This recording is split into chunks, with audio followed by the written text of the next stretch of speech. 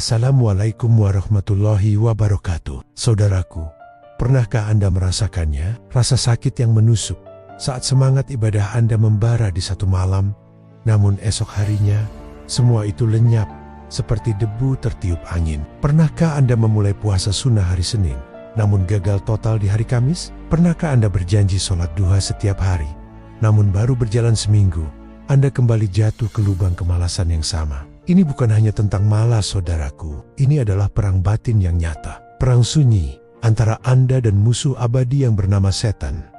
Pertanyaannya, kenapa istiqomah, konsisten dalam kebaikan, terasa begitu mahal dan sulitnya minta ampun? Mengapa kita seolah ditakdirkan untuk berputar-putar dalam lingkaran setan, berbuat baik, lalu jatuh, lalu bangkit, lalu jatuh lagi? Video ini akan membawa Anda pada sebuah introspeksi jujur. Kita akan bongkar tuntas strategi licik setan di setiap fase hidup kita. Anda akan mendapatkan strategi Islami untuk melawan rasa bosan dan malas.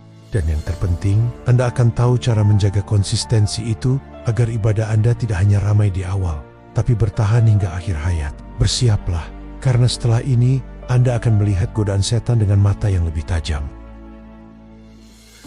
Mari kita mulai dengan sebuah kisah, bukan kisah fiksi, tapi kisah Anda dan saya. Bayangkan, seorang pemuda bernama Taufik. Taufik baru saja pulang dari sebuah majelis ilmu yang sangat menyentuh.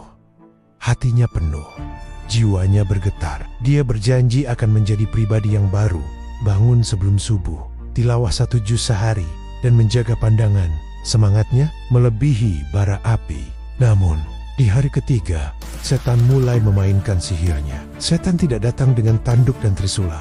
Tidak, dia datang melalui bisikan paling halus. Fase 1, setan meracuni niat. Ia membisikkan, "Taufik, kamu sudah hebat. Lihat teman-temanmu. Mereka bahkan tidak salat subuh di masjid. Uploadlah foto kamu sedang tilawah di Instagram, biar mereka termotivasi." Tiba-tiba, ibadah Taufik terasa berat, bukan lagi karena Allah, tapi demi pandangan manusia. Inilah ria yang terselubung. Fase 2, setan menggunakan rasa aman yang palsu. Ketika Taufik berhasil istiqomah selama 2 minggu, setan berbisik lagi, kamu sudah istiqomah, kamu sudah aman, sesekali istirahatlah. Tidur sebentar tidak apa-apa, besok malam masih bisa qiyamul lail." Bisikan itu lembut, membuai, seolah memberi izin. Dan boom, Taufik tertidur, subuh terlewat, tilawah berantakan.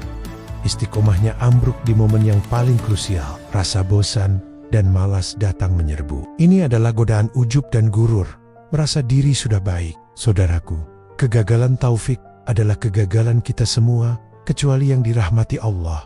Kenapa? Karena setan tidak pernah istirahat.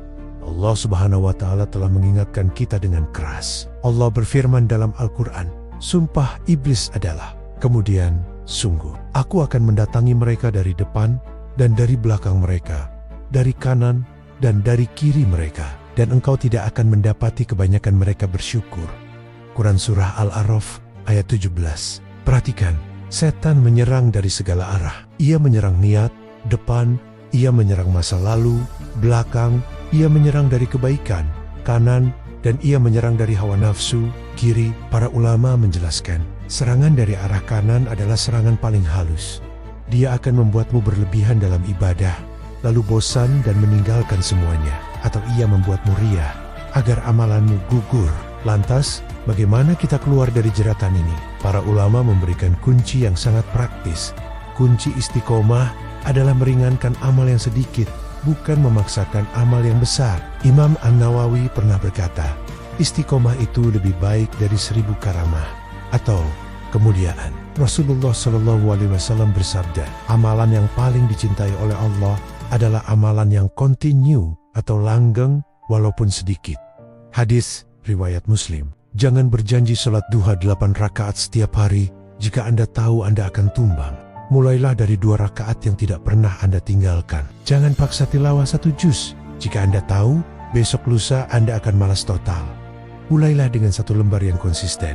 Jadikan istiqomah sebagai napas, bukan sprint sesaat. Ini adalah strategi untuk melawan godaan setan yang menggunakan rasa bosan dan malas sebagai senjatanya.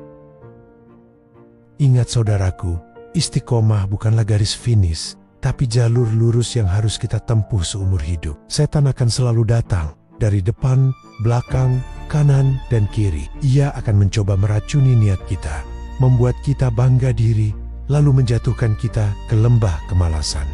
Kita harus terus waspada. Satu-satunya benteng kita adalah menjaga amalan sedikit yang dilakukan secara terus-menerus. Sekarang, saya ingin Anda merenung sebentar. Amalan kecil apa yang hari ini akan Anda mulai dan berjanji tidak akan meninggalkannya?